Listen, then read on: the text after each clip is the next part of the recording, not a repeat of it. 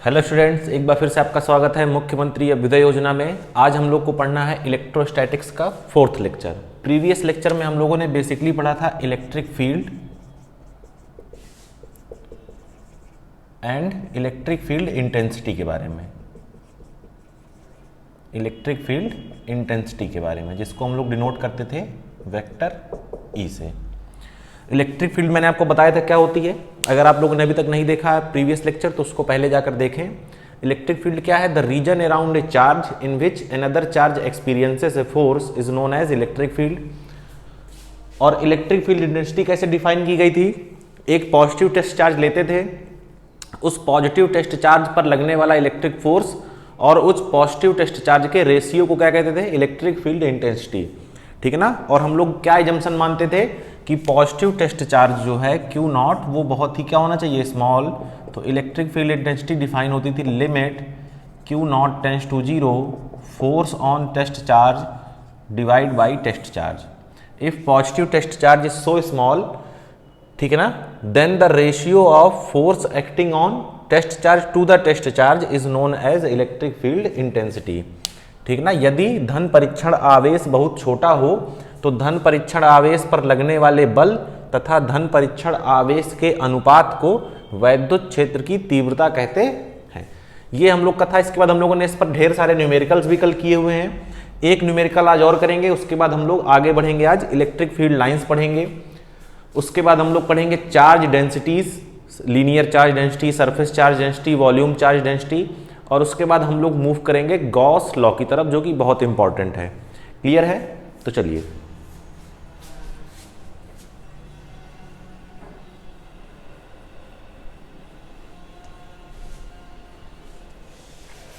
चलिए तो क्वेश्चन हम लोग लिख लेते हैं।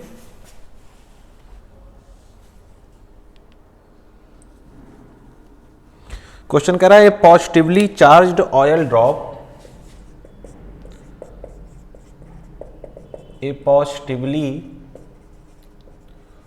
charged oil drop is in equilibrium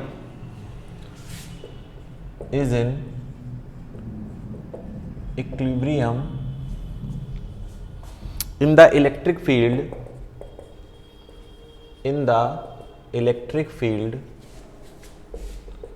existing between two parallel plates, existing between two parallel plates separated by a distance of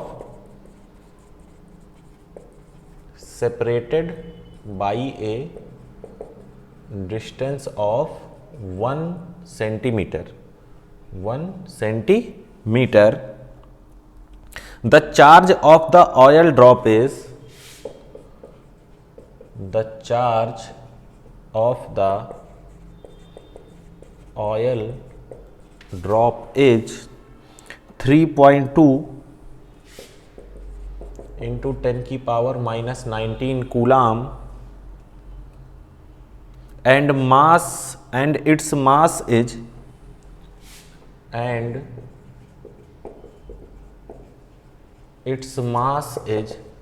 10 की पावर माइनस 17 ग्राम। कह रहा है, देखिए क्वेश्चन अब यहीं से स्टार्ट होता है। कह रहा है इफ पोलरिटी ऑफ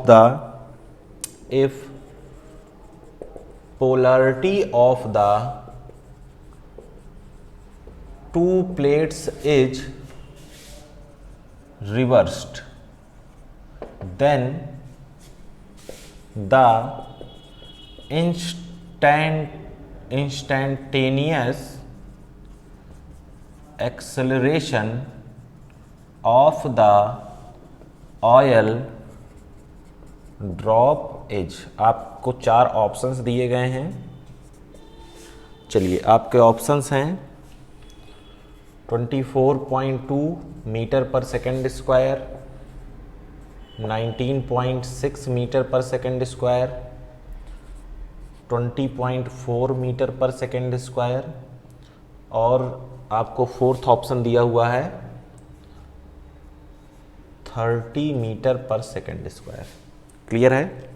चलिए क्वेश्चन को समझते हैं, फिर करने का प्रयास भी करते हैं। कह रहा है दो प्लेट्स हैं, इनके बीच में एक चार्ज्ड ऑयल की ड्रॉप जिस पर पॉजिटिव चार्ज है कितना, इतना, उसका मास कितना है, इतना, वो इक्विलिब्रियम में है। अब देखिए मान लीजिए ये आपकी क्या है, ऑयल ड्रॉप, इसका चार्ज Q, मास M। अब इसका नीचे तरफ क्या लगेगा, वेट। तो इसको कायदे से तो नीचे आ जाना चाहिए भाई, वेट नीचे लग रहा है। कह रहा है इक्विलिब्रियम में। इक्विलिब्रियम का मतलब कि इस पर नेट फोर्स जीरो है, यानी कि ये जहां पर है वहीं पर रुकी हुई है। इसका मतलब कोई ना कोई एक फोर्स ऊपर की तरफ भी लग रहा होगा। वो जो ऊपर की तरफ फोर्स लग रहा होगा वो कौन सा लग रहा होगा, Q इंटू ई। याद करिए E बराबर हम लोगों ने कल पढ़ा था F बाई Q, तो F बराबर Q इंटू ई। ये भी बताया था मैंने कि पॉजिटिव अगर आपका पार्टिकल है तो उस पर फोर्स जो है वो वहीं लगेगा जहां इलेक्ट्रिक फील्ड है, या जहां इलेक्ट्रिक फील्ड है वहीं फोर्स, जहां फोर्स वहीं इलेक्ट्रिक फील्ड। तो इस डायरेक्शन में फोर्स लग रहा है, मतलब इस डायरेक्शन में इलेक्ट्रिक फील्ड है।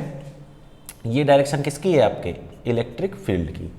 इलेक्ट्रिक फील्ड मैंने आपको कल बताया था कि दो चार्ज होते हैं अपने पास, पॉजिटिव और निगेटिव। पॉजिटिव के लिए आउटवर्ड, निगेटिव के लिए इनवर्ड। मतलब पॉजिटिव से निकल रही है, निगेटिव पर जा रही है। इसका मतलब ये वाली जो प्लेट है ये कैसी प्लेट होगी, पॉजिटिव प्लेट, और ये वाली प्लेट निगेटिव। देखिए इलेक्ट्रिक फील्ड कहाँ है, पॉजिटिव से निगेटिव। तो एक इस पर नीचे इसका वेट mg लग रहा है, क्योंकि क्वेश्चन में कह रहा है कि इक्विलिब्रियम में है, इसलिए हमने माना कि ये इलेक्ट्रिक फील्ड की डायरेक्शन इस तरफ होगी, क्योंकि अगर ये इस तरफ नहीं होगी तो ये इक्विलिब्रियम में नहीं हो सकता। क्लियर है।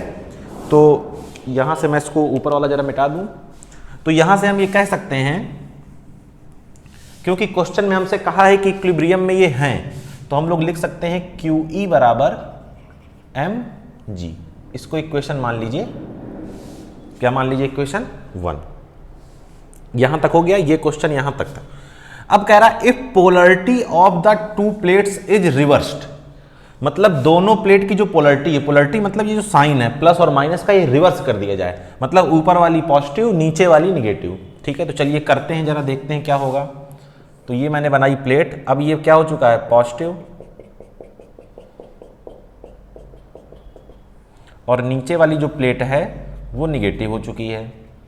और ये आपकी ऑयल ड्रॉप है QM, मतलब Q चार्ज है, M मास है, mg अभी भी नीचे की तरफ लग रहा है। अब इलेक्ट्रिक फील्ड कैसी हो जाएगी, डाउनवर्ड, पॉजिटिव टू निगेटिव, तो जो QE फोर्स है वो भी कहां लगेगा, नीचे। अब देखिए इस पर दो फोर्स नीचे लग रहे हैं, कोई भी फोर्स ऊपर नहीं है। तो ये अब जो ये इक्विलिब्रियम में थी अब ये नहीं रहेगी, साम्य अवस्था में अब ये नहीं रहेगी, कहां आएगी, डाउनवर्ड। पहले ये रेस्ट में थी, ये रेस्ट में थी, आपने प्लेट पलट दी, तुरंत कहां आई, नीचे। कुछ ना कुछ एक्सेलरेशन आया, वही एक्सेलरेशन आपसे पूछ रहा है, वही एक्सेलरेशन आपसे पूछ रहा है। तो देखिए हम लोग जानते हैं क्या, न्यूटन के सेकंड लॉ से F नेट बराबर ma। F नेट कितना है, total force mg plus QE बराबर ma। तुमको क्या चाहिए, a चाहिए, m से डिवाइड करिए, तो mg plus QE divide by m, mg plus QE divide by m। Clear है। अब देखिए इक्वेशन 1 कह रही है कि जो QE है वो mg के बराबर है, तो a बराबर QE की जगह मुझे mg लिखना है, तो mg plus mg divide by m ऊपर से कॉमन ले लो, तो g plus g divide by m से m मर गया, a is equal to 2g, a is equal to 2 into 9.8, तो a बराबर 19.6 मीटर पर सेकेंड स्क्वायर। देखिए दुनिया की जो चीज़ें आपको दी गई थी, डिस्टेंस इनके बीच की, चार्ज, मास, इस सब का कोई यूज नहीं है। क्लियर है, बढ़िया क्वेश्चन है, नोट कर लीजिए, नीचे तक दिख रहा है।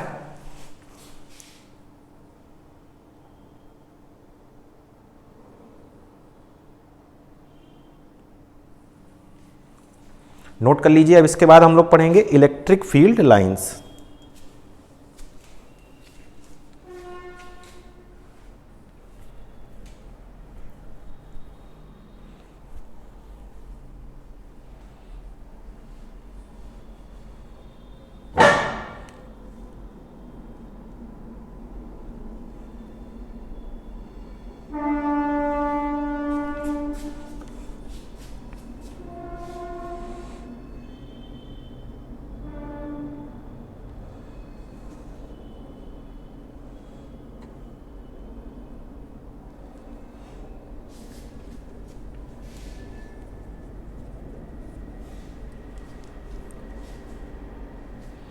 चलिए मिटा दिया जाए इसे।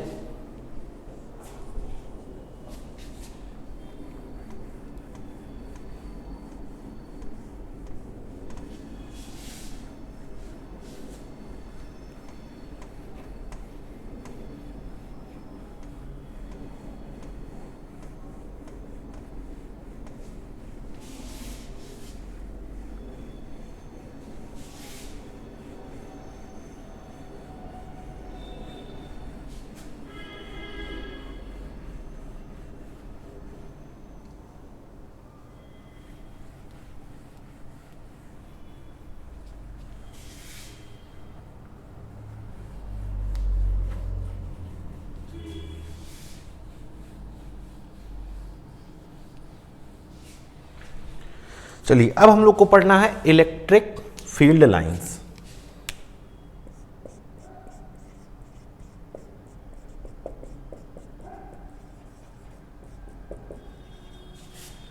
इन्हीं को बोलते हैं लाइंस ऑफ फोर्स, वैद्युत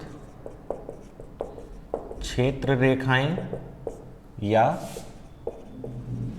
वैद्युत बल रेखाएं।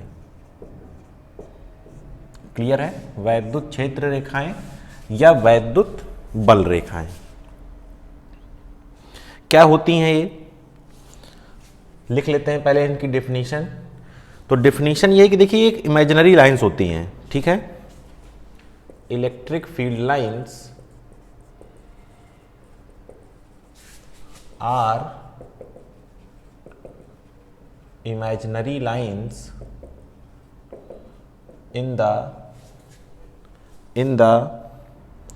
region of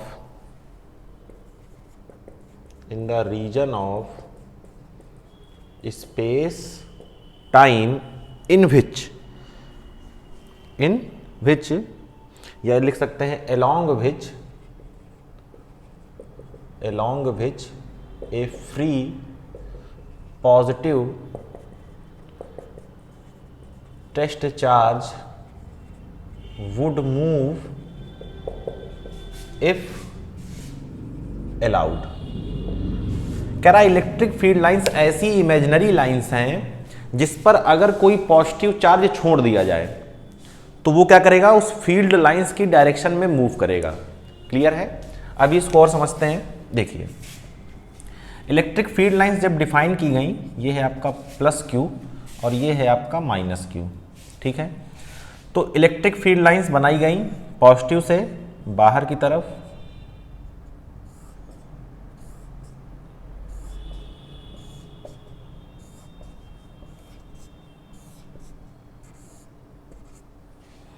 नेगेटिव से अंदर की तरफ,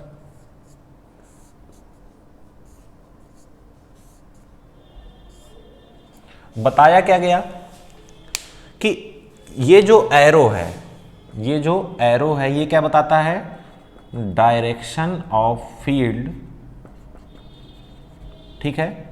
और जो डेंसिटी है, डेंसिटी ऑफ लाइंस, ये बताती हैं इलेक्ट्रिक फील्ड इंटेंसिटी, ठीक है। जैसे ये एरो बाहर की तरफ है तो यानी कि यहां पर इलेक्ट्रिक फील्ड बाहर की तरफ है। डेंसिटी क्या होती है, देखिए डेंसिटी का मतलब, डेंसिटी ऑफ लाइंस का मतलब, देखिए यहां पर लाइंस क्या हैं, ज़्यादा का मतलब लाइंस पास पास है। जैसे आप कहते हैं ना कि जंगल बहुत घना है, जंगल बहुत डेंस है, मतलब बहुत सारे पेड़ पौधे हैं वहां पर। बाजार में आप बोलते हैं कि बड़ी डेंसिटी बहुत ज़्यादा है, भीड़ भाड़ बहुत ज़्यादा है। तो लाइंस जहां पास पास, देखिए यहां पर दो लाइंस के बीच की डिस्टेंस कितनी है, इतनी। जब आप दूर आ गए तो डिस्टेंस देखिए कितनी हो गई, बढ़ गई। तो जब डेंसिटी पास मतलब डेंसिटी जो है आपकी वो क्या बताएगी, इलेक्ट्रिक फील्ड डेंसिटी। यानी कि इफ डेंसिटी ज़्यादा तो इलेक्ट्रिक फील्ड की इंटेंसिटी भी क्या होगी, ज़्यादा।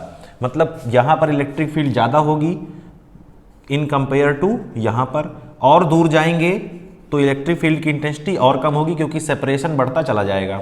सेम चीज़ यहाँ पर भी है। अच्छा, आप लोग जानते हैं, हम लोगों ने कल पढ़ा था E बराबर KQ अपॉन R स्क्वायर, ठीक है। ये क्या था, प्लस क्यू चार्ज से R डिस्टेंस पर इलेक्ट्रिक फील्ड इंटेंसिटी। अब आप यहां से भी यही चीज देख सकते हैं, जैसे जैसे आर बढ़ता चला जाएगा वैसे वैसे ई क्या होता जाएगा, कम होता जाएगा। आर बढ़ने का मतलब आप चार्ज से, आवेश से कहां जा रहे हैं, दूर जा रहे हैं। वही चीज तो यहां पर भी है, आप कहां जा रहे हैं, जैसे जैसे दूर जा रहे हैं तो डेंसिटी क्या होती जा रही है, कम होती चली जा रही है। तो इलेक्ट्रिक फील्ड भी कम होती चली जाएगी। क्लियर है। तो इलेक्ट्रिक फील्ड लाइंस का जो एरो होता है वो क्या बताता है, डायरेक्शन ऑफ फील्ड, और जो उन लाइंस की डेंसिटी होती है वो क्या बताती है, इलेक्ट्रिक फील्ड की डेंसिटी। इतना नोट करिए, फिर इसके हम प्रॉपर्टीज लिखते हैं, properties of electric field lines.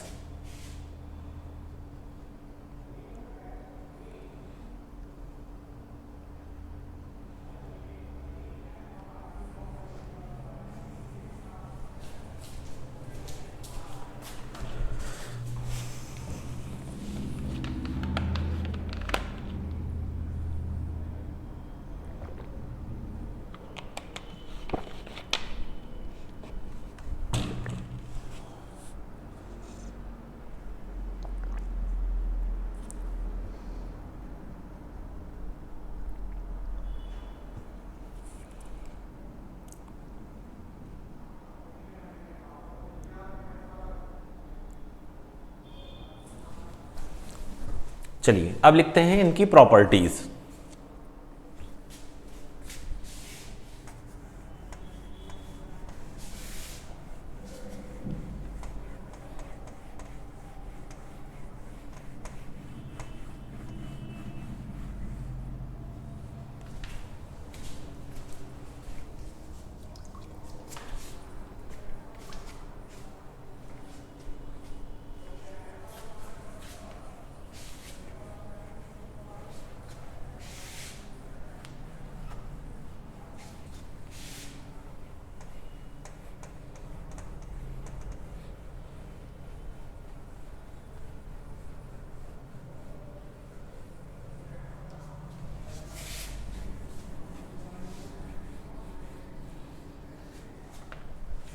चलिए वन बाय वन देखते हैं, ठीक है। चलिए number 1, they originate from positive charge, जैसा कि अभी आप लोगों ने देखा, and terminate at negative charge. Number 2, they do not form closed loop। देखिए आप लोगों ने इसके पहले पढ़ा होगा मैग्नेटिक फील्ड लाइंस, चुंबकीय बल रेखाएं। ये एक मैग्नेट होता था, यहां नॉर्थ पोल यहां south pole, magnetic field line यहां से चलती थी नॉर्थ से कहां, साउथ की ओर। देखिए कोई भी लूप क्लोज्ड कब होता है, जरा ध्यान समझिएगा। मान लीजिए ये एक पॉइंट ए है, मैं यहां से चला टहलता टहलता टहलता यहां आ गया, क्या ये लूप क्लोज्ड हुआ, नहीं। जब तक मैं उसी पॉइंट पर नहीं आ जाऊंगा तब तक ये लूप क्लोज नहीं होगा। तो मैग्नेटिक फील्ड लाइंस नॉर्थ से चली, अगर ये घूमकर नॉर्थ पर आती, मैग्नेटिक फील्ड लाइन की बात हो रही है अभी, इलेक्ट्रिक फील्ड लाइन की नहीं, तो ये लूप क्लोज होता। तो क्या ये लाइन लौट कर आती हैं, तो बिल्कुल आती हैं। मैग्नेट के बाहर, चुंबक के बाहर चुंबकीय बल रेखाएं मैग्नेटिक फील्ड लाइंस नॉर्थ से साउथ होती हैं और चुंबक के अंदर साउथ से नॉर्थ होती हैं। कहाँ होती हैं, साउथ से नॉर्थ। तो देखिए ये पूरा साइकिल क्या हो गया, कंप्लीट हो गया। पूरा साइकिल क्या हो गया, ये कंप्लीट हो गया। क्लियर है ना। तो लेकिन electric field lines plus Q और ये माइनस क्यू, प्लस क्यू से चली माइनस क्यू की तरफ, लेकिन अब माइनस क्यू से नहीं आ रही है प्लस क्यू की तरफ, तो ये क्लोज्ड लूप नहीं बन रहा है। अगर कोई पूछता है क्या डिफरेंस है मैग्नेटिक फील्ड लाइंस और इलेक्ट्रिक फील्ड लाइंस में, तो ये बताया जा सकता है कि magnetic field lines closed loop बनाती हैं और electric field lines closed loop नहीं बनाती हैं। क्लियर है। चलिए अब कौन सा पार्ट देखना है हम लोग को, थर्ड पार्ट देख लेते हैं। थर्ड पार्ट क्या कह रहा है, the number of field lines, the number of field lines, the number of field lines is directly proportional to magnitude of charge। The number of field lines is directly proportional to magnitude of charge, यानी कि Q जितना ज़्यादा field lines उतनी ही ज़्यादा, और जितनी ज़्यादा field lines उतनी ज़्यादा इलेक्ट्रिक फील्ड की इंटेंसिटी। देखो ये सब बातें वहीं से फॉर्मूले से भी सेटिस्फाई हो रही हैं। देखिए E बराबर क्या था, KQ/R², तो Q जितना ज़्यादा E उतना ज़्यादा। यहाँ पर भी वही है, एक प्रोसेस ज़्यादा बढ़ा दिया, Q ज़्यादा तो फील्ड लाइन ज़्यादा, फील्ड लाइन ज़्यादा तो इलेक्ट्रिक फील्ड इंटेंसिटी ज़्यादा। दोनों बातें अपनी अपनी जगह क्या है, बिल्कुल सही हैं। क्लियर है, नंबर 3 हो गया। अच्छा नंबर 4 क्या हो सकता है, देखिए the density of field lines gives magnitude of field. ये चीज वही मैंने जो अभी बताई थी आपको, यहां पर लिख लेते हैं, the density of field lines, इसको आप लिख सकते हैं रिलेटिव क्लोजनेस, मतलब कितनी पास पास हैं। The density of field lines gives magnitude of electric field, उसी को हम लोग बोल रहे थे इंटेंसिटी ऑफ इलेक्ट्रिक फील्ड। जितनी पास पास लाइंस उतनी ज़्यादा इलेक्ट्रिक फील्ड। ठीक है ना, ये चीज़ अभी मैंने आपको जब डिफाइन किया तब बताया था। क्लियर है। अच्छा दूसरी चीज़ क्या है कि अगर मुझे इलेक्ट्रिक फील्ड की डायमेंशन चाहिए किसी कर्व पर, तो मैं उस पर क्या खींचूंगा, tangent.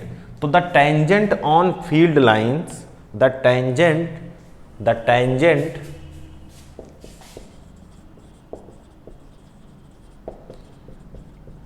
drawn on field lines gives direction of electric field. जैसे मान लीजिए ये कोई फील्ड लाइंस है, अब मुझे इस पॉइंट पर इलेक्ट्रिक फील्ड चाहिए तो मैं क्या खींचूंगा, टेंजेंट। इस पॉइंट पर चाहिए तो क्या खींचूंगा, टेंजेंट। इस पॉइंट पर चाहिए तो क्या खींचूंगा, टेंजेंट। क्लियर है, तो ये टेंजेंट क्या बताएगी, electric field. Number 6, two electric field lines do not intersect each other. दो फील्ड लाइंस कभी एक दूसरे को इंटरसेक्ट नहीं कर सकती हैं। क्यों नहीं कर सकती, मान लीजिए ये दो फील्ड लाइंस हैं, एक ऐसे और एक ऐसे, इन दोनों ने क्या किया, intersect.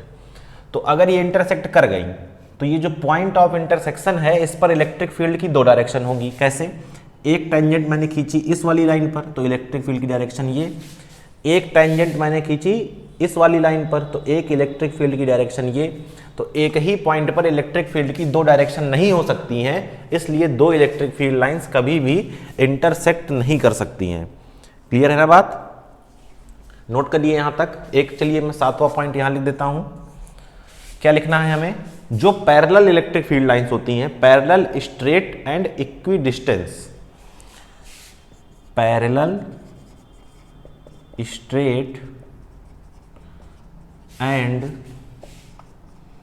Equidistant field lines represent uniform electric field. मतलब पैरेलल हो और कैसी हो, स्ट्रेट हो, और उनके बीच की जो स्पेसिंग है वो कैसी हो, बराबर हो।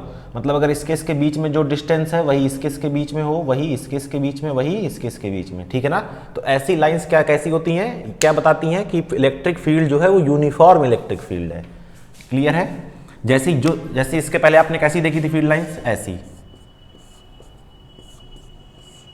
ये फील्ड लाइंस क्या बता रही थी, जैसे जैसे दूर चले जाएंगे इलेक्ट्रिक फील्ड क्या होती जाएगी, घटती चली जाएगी। ठीक है ना, दूर जाएंगे तो डेंसिटी क्या होगी, कम होगी। लेकिन ये वाली फील्ड लाइंस कैसी हैं, चाहे यहाँ देखो, चाहे यहाँ देखो, चाहे यहाँ देखो, चाहे जहाँ देखो, इलेक्ट्रिक फील्ड कैसी है, यूनिफॉर्म। यूनिफॉर्म का मतलब एक समान। क्लियर है, चलिए नोट कर लीजिए, नोट करिए, फिर हम लोग मूव करते हैं इलेक्ट्रिक फ्लक्स की तरफ।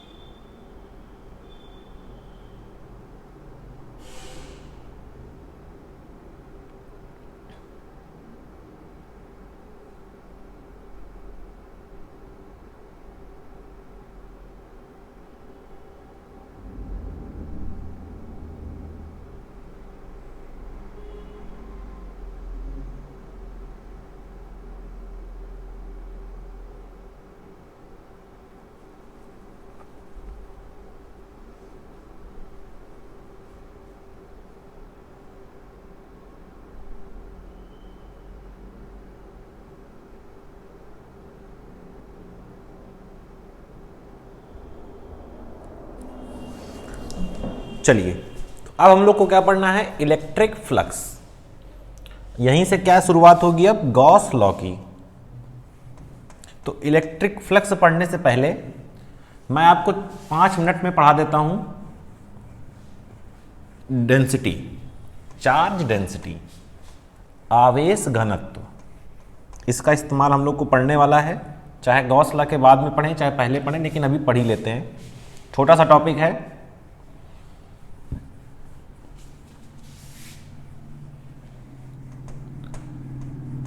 गॉस लॉ में आपको 2 चीज़ों की जरूरत पड़ने वाली है, एक चार्ज डेंसिटी की और एक फ्लक्स की। तो दोनों को देखते हैं, फिर मूव करते हैं गॉस लॉ की तरफ।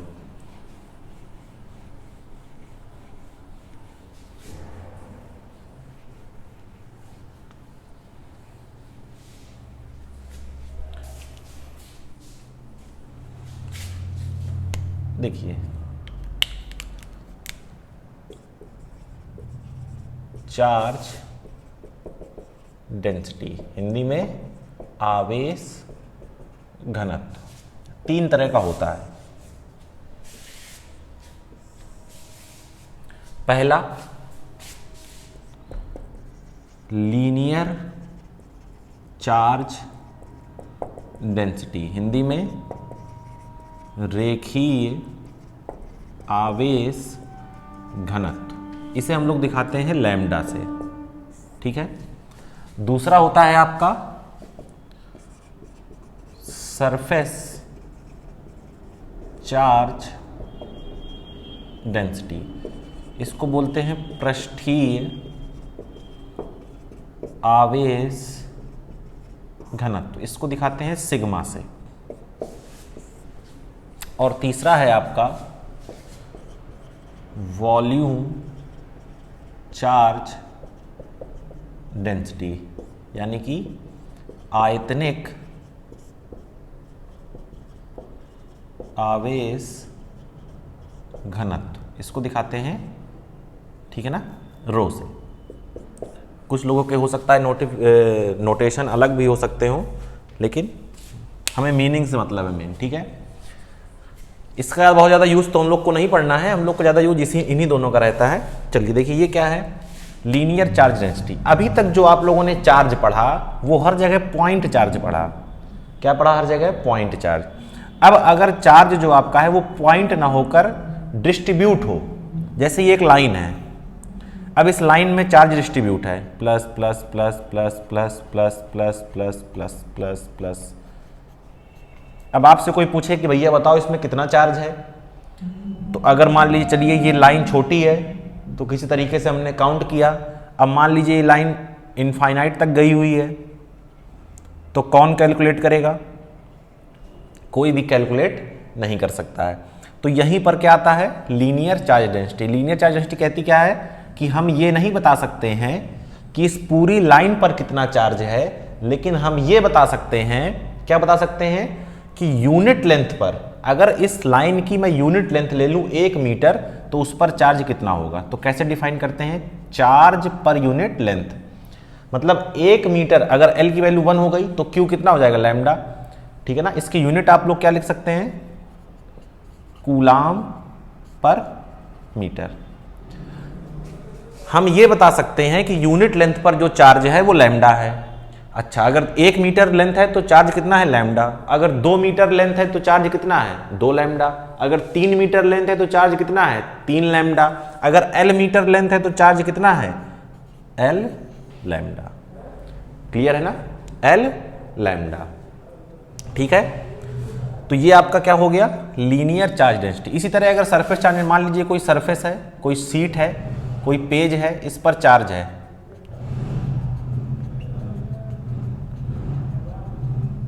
अब कोई पूछे बताओ कितना चार्ज है, नहीं बता सकते भैया। हम ये बता सकते हैं कि इसके यूनिट एरिया में कितना चार्ज है। यूनिट एरिया में इसके जो चार्ज है वो क्या है? सिग्मा। 1 मीटर स्क्वायर में सिग्मा, 2 मीटर स्क्वायर में 2 सिग्मा, 3 मीटर स्क्वायर में 3 सिग्मा, 4 मीटर स्क्वायर में 4 सिग्मा, तो A मीटर स्क्वायर में A सिग्मा। इसकी यूनिट की बात करें अगर सिग्मा की, तो क्या हो जाएगा? कूलाम पर मीटर स्क्वायर। क्लियर है? मान लीजिए कोई स्फीयर है, अब स्फीयर पर चार्ज है स्फीयर पर चार्ज है, कंडक्टिंग है तो बाहर है, अगर नॉन कंडक्टिंग है या इंसुलेटर है तो अंदर भी हो सकता है। क्या हो जाएगा? Charge per unit volume.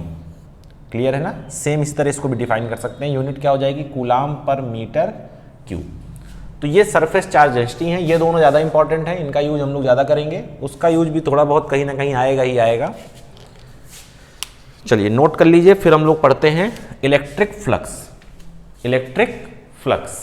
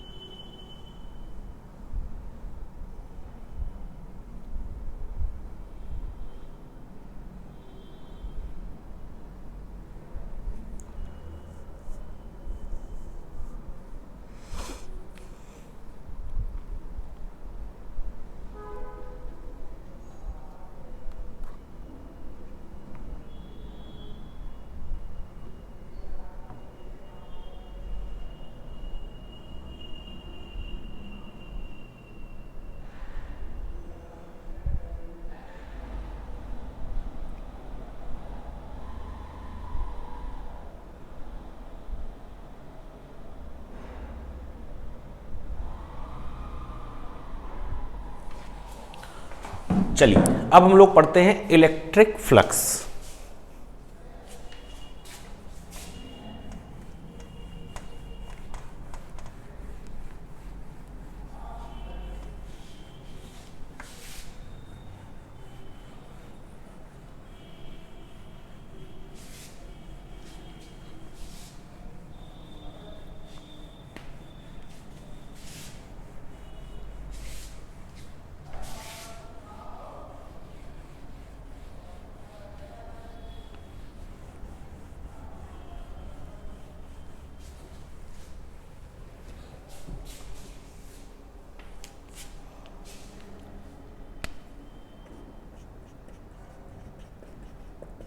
Electric flux, Hindi में वैद्युत फ्लक्स। जब आप चुंबक पढ़ेंगे, चुंबकीय क्षेत्र पढ़ेंगे, तो वहां पर एक फ्लक्स और आएगा, चुंबकीय फ्लक्स। क्या है इलेक्ट्रिक फ्लक्स?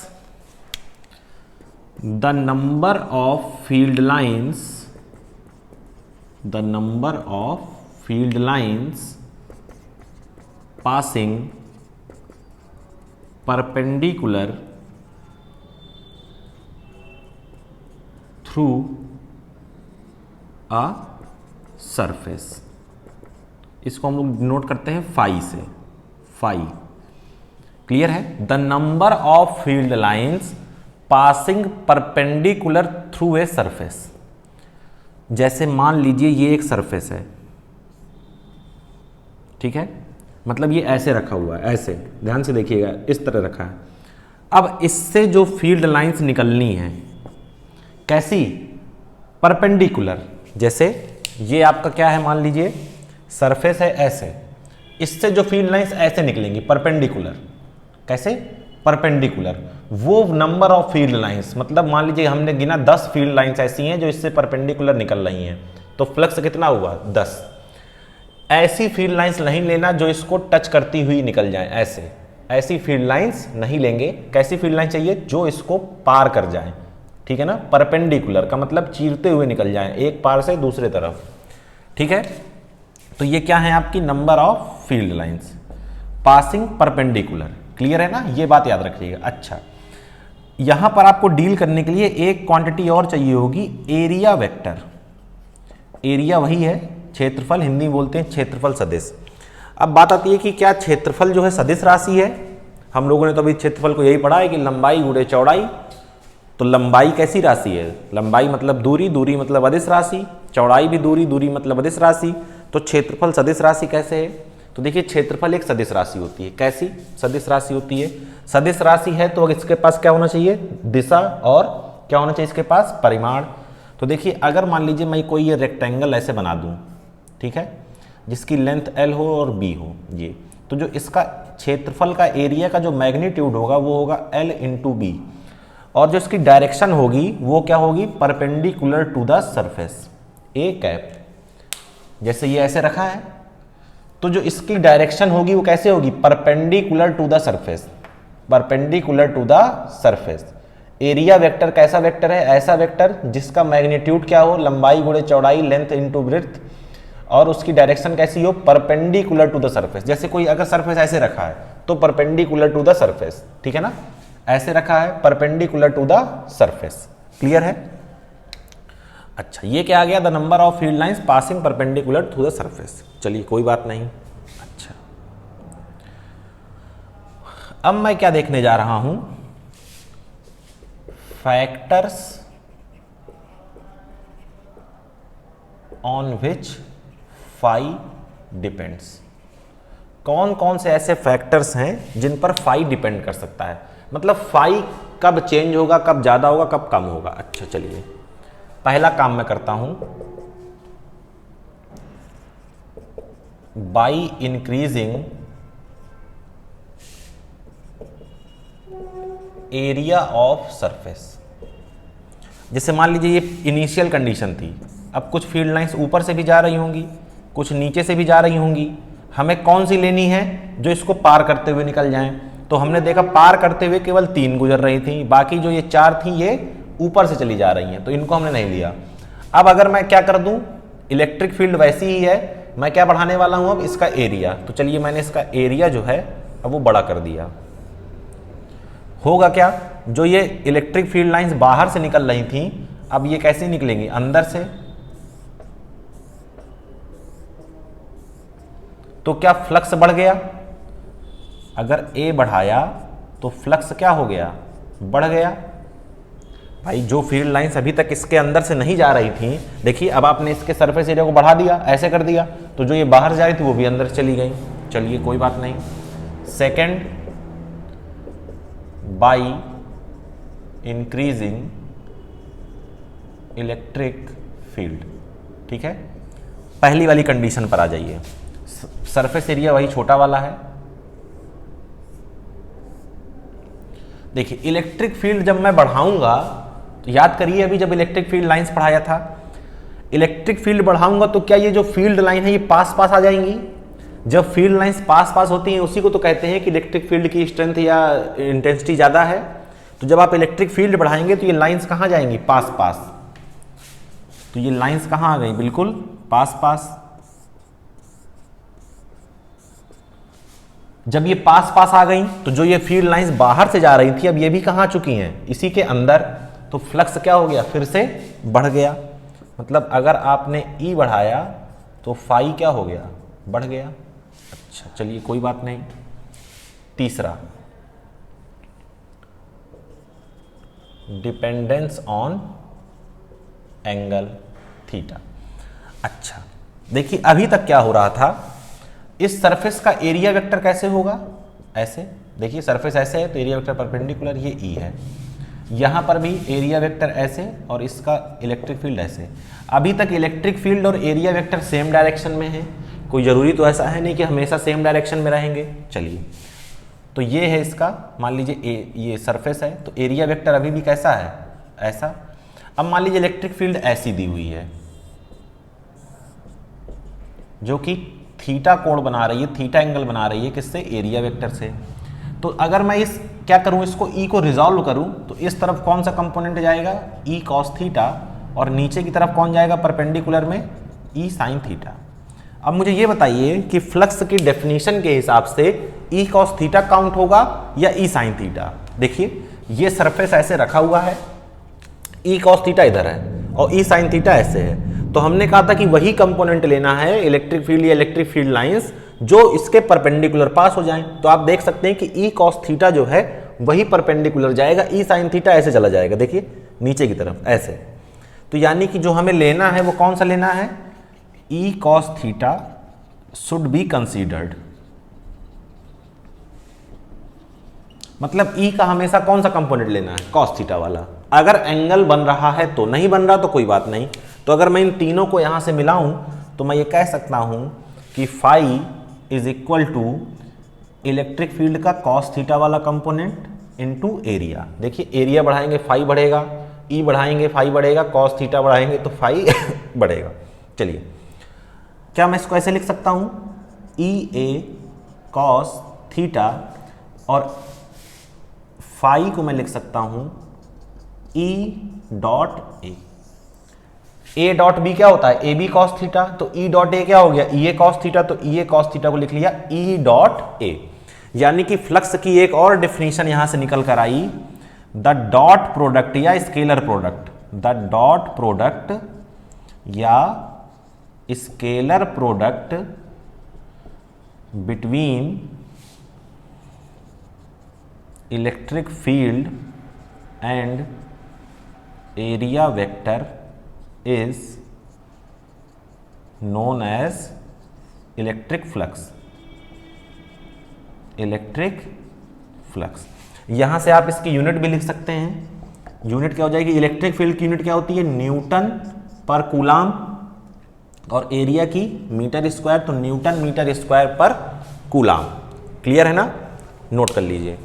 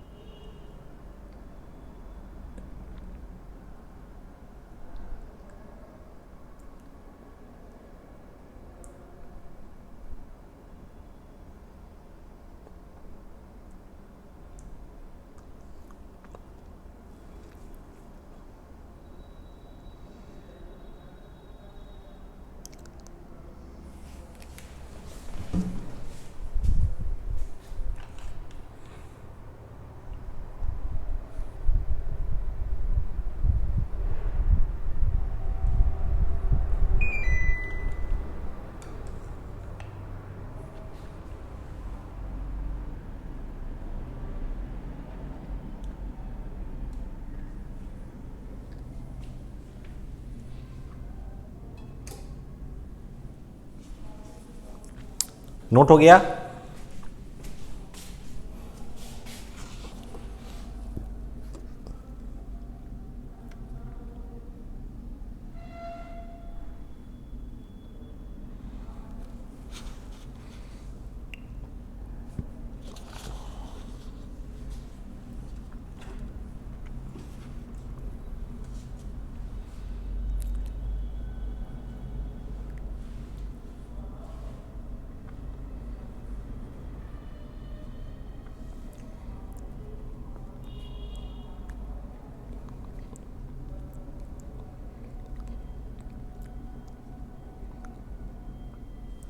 चलिए एक क्वेश्चन करते हैं।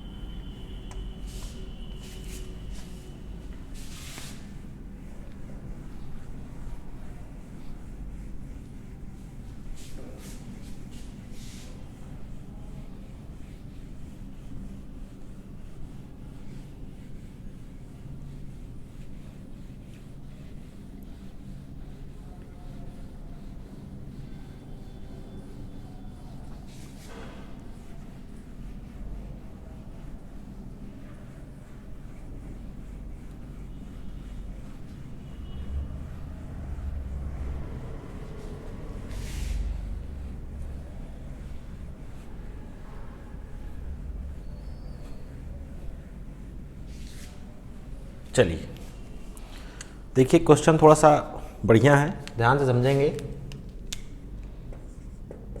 पहले तो डायग्राम बना लीजिए।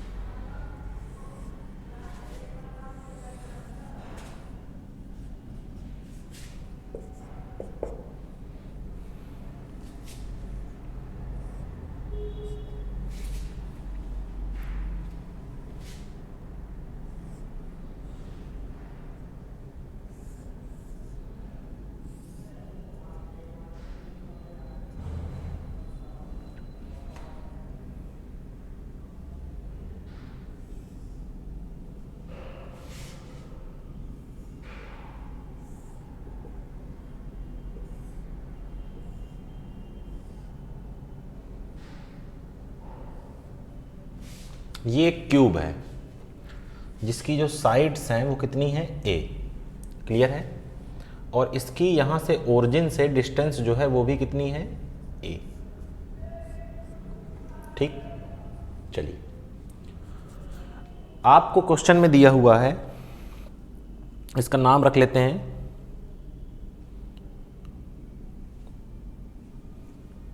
ये हो गया आपका a, ये हो गया b, ये वाला हो गया C और ये वाला D, ये E, F, G, H, ठीक। चलिए, क्वेश्चन में दिया है EX बराबर अल्फा x की पावर हाफ, EY बराबर 0, EZ बराबर 0, ठीक है। और अल्फा जो आपको दिया हुआ है वो दिया है 800 न्यूटन पर कूलाम, ठीक है ना, न्यूटन पर कूलाम मीटर स्क्वायर, या न्यूटन मीटर की पावर 1/2, ठीक, मीटर की पावर 1/2। चलिए, और आपसे कह रहा है, पूछ रहा है आपसे, इफ a बराबर 0.1 metre then find net flux through cube. इस क्यूब से निकलने वाला नेट फ्लक्स आपसे पूछ रहा है। अच्छा, चलिए देखिए, क्वेश्चन बहुत आसान है, टफ थोड़ा और ज्यादा हो जाता अगर ये ई वाई ई जेड को जीरो ना करता, लेकिन इसने ई वाई और ई जेड को जीरो कर दिया है। इसका मतलब देखिए, फाई क्या था, फाई था ई ए कॉस थीटा। अब देखिए, अगर ई जीरो है तो फाई भी क्या होगा, जीरो। मतलब वाई के लिए और जेड के लिए क्या है, इलेक्ट्रिक फील्ड जीरो, तो फाई भी क्या है, जीरो। यानी कि जो आपको फ्लक्स मिलेगा वो किस में मिलेगा, एक्स में। अच्छा, एक्स में फ्लक्स मिलने का मतलब क्या है, देखिए, इलेक्ट्रिक फील्ड एक्स डायरेक्शन में है तो एक्स में इलेक्ट्रिक फील्ड कैसी होगी, ऐसी, ई एक्स, ठीक है। ये जो सरफेस एरिया है ये कैसे है, ऐसे। अगर मैं इसका एरिया वेक्टर बनाऊं तो कैसे बनेगा, ऐसे, अपवर्ड बनेगा। और इस इलेक्ट्रिक फील्ड के साथ इस एरिया वेक्टर का एंगल कितना है, 90। मतलब जो ई एक्स है उसकी वजह से इस वाले सरफेस से ऊपर वाले सरफेस से कोई फ्लक्स नहीं मिलने वाला। इसी तरह नीचे वाले का सरफेस एरिया कैसे बनेगा, ऐसे। ये भी क्या है, परपेंडिकुलर, ये ऐसे है, ये डाउनवर्ड है, कोई सरफेस क्या मिलेगा, कुछ भी नहीं मिलने वाला। अच्छा, अगर मैं आगे वाले के लिए बनाऊं तो कैसे बनेगा, ऐसे, देखिए। और इलेक्ट्रिक फील्ड कैसी है, ऐसी, 90 पर है तो cos 90 क्या होने वाला, जीरो। इस तरह यहां भी क्या थे, 90 पर थे तो क्या था, जीरो। इस तरह अंदर वाले के लिए ये कैसे जाएगा, अंदर, और ये इलेक्ट्रिक फील्ड। यानी कि केवल दो सरफेस बच रहे हैं जहां से हमको फ्लक्स मिल सकता है। एक जिसका एरिया वेक्टर कैसे है, ऐसे, इसका नाम दे दीजिए A1, और एक जिसका एरिया वेक्टर ऐसे है। क्योंकि यहीं पर cos 0 होगा, यहां पर cos 180 होगा, cos 0 की वैल्यू 1, cos 80 की वैल्यू -1, यानी कि जीरो नहीं हो रहा, कुछ ना कुछ मिल रहा है। यानी कि केवल ये दो सरफेस हमारे काम के हैं, ठीक है। तो इस वाले सरफेस का फ्लक्स जो है हम मान लेते हैं क्या है, φ1, और इसका फ्लक्स कितना है, φ2, क्लियर है। तो जो आपका फाइनेट होने वाला है वो होने वाला है φ1, ठीक है ना, प्लस φ2। अब हमारा काम है φ1 निकालना और फाई टू निकालना। अच्छा चलिए कोई बात नहीं। तो देखिए मैं अगर क्या निकालना चाहूँ, मैं अगर फाई निकालना चाहूँ, कौन सा फाई टू निकालना चाहूँ अगर मैं, तो फाई टू देख लीजिए क्या हो जाएगा, फाई टू क्या हो जाएगा। देखिए फाई टू इस सरफेस के लिए, तो चलिए पहले फाई टू निकाल लेते हैं। देखिए क्या हो जाएगा, ई ए कॉस, अब देखिए इलेक्ट्रिक फील्ड ऐसे है, एरिया वेक्टर ऐसे है, तो कॉस 180 होगा क्या, बिल्कुल। इलेक्ट्रिक फील्ड क्या है भैया, कहाँ गया, अल्फा एक्स की पावर हाफ, एरिया क्या होगा इसका बताइए मुझे जरा, एरिया ए स्क्वायर होगा कि नहीं होगा। देखिए इसकी सभी साइड्स क्या हैं, ए हैं, तो एरिया हो गया ए स्क्वायर। अच्छा ये जो x है, इस x की वैल्यू भी कुछ है, जरा देखिए ध्यान से, x क्या है, ये डिस्टेंस, तो इसके लिए ये डिस्टेंस कितनी है, a, तो अल्फा a की पावर हाफ इंटू ए स्क्वायर। क्लियर है, ये हो गया फाई टू। अच्छा अगर मैं फाई वन निकालना चाहूं तो क्या हो जाएगा, ई ए कॉस 0। देखिए फाई वन ए वन, तो फाई वन ई क्या है, अल्फा, इस बार x कितना हो चुका है, जब आप इस सरफेस पर आएंगे तो x में कितना चल चुके होंगे। देखिए a ये चला आपने और a ये चला, अब ये देखने में ऐसा लग रहा है, बाकी है तो सीधा ना क्यूब, तो a यहां तक चला, a यहां तक चला, कितना चल चुका, 2a की पावर हाफ, और एरिया फिर से क्या होने वाला है, ए स्क्वायर, तो फाई वन, तो अल्फा इस 2 की पावर हाफ, 2 की पावर हाफ क्या होगा, √2 अल्फा ए की पावर हाफ इंटू ए स्क्वायर। क्लियर है, ये आ गया फाई वन और ये आ गया आपका फाई टू। अब क्या करना है, फाई नेट निकालना है, ठीक है ना, क्या निकालना है, फाई नेट। तो चलिए फाई नेट निकाल लेते हैं, फाई नेट को निकाल लिया जाए। चलिए देखिए,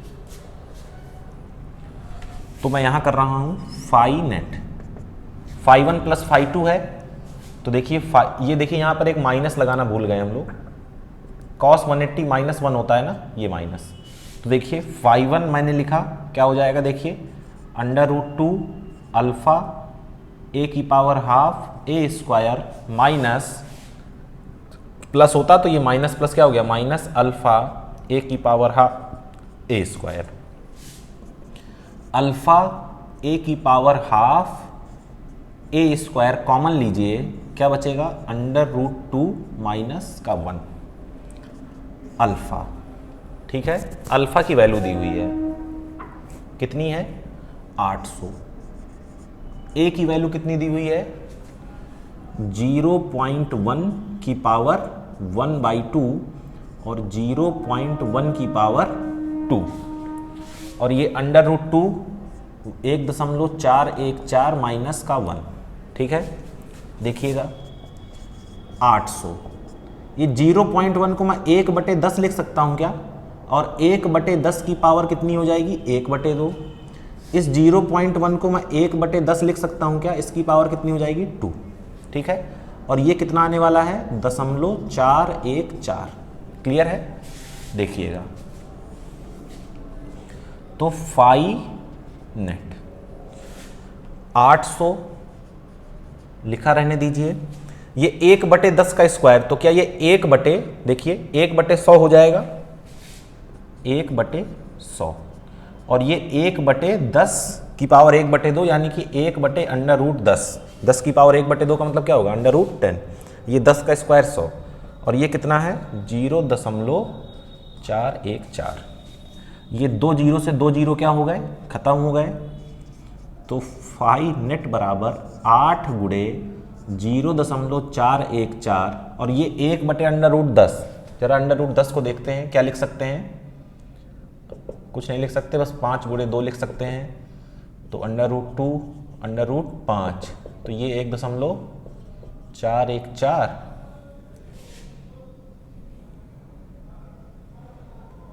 और इसमें क्या हो सकता है, √5 कितना आएगा, देखिए √4 होता तो 2 आ जाता, यानी कि 2 दशमलव कुछ आने वाला है, इसी के आसपास कुछ आएगा कैलकुलेट करने में, ठीक है ना, इसी के आसपास कुछ आने वाला है। तो अगर मैं अप्रॉक्सीमेशन लेके चलूँ, देखिए क्या अप्रॉक्सीमेशन ले रहा हूँ, अगर ये √9 होता तो 3 आ जाता, तो √10 को भी लगभग हम 3 के बराबर मान सकते हैं। तो ये कितना हो जाएगा, 1/3, 0.414। अच्छा ये तो एक बार लिख चुके हैं यहाँ, ठीक है ना। तो बस देखिए अब इसी को आपको कैलकुलेट करना है, आंसर आपका आ जाएगा। तो इसको क्या आप कैलकुलेट कर सकते हैं। तो मेरे समझ से जो इसका आंसर आने वाला है 1 पॉइंट, इसका मैं एक्यूरेट आंसर आपको लिख देता हूँ, आप लोग इसको चेक कर लीजिएगा। 1.05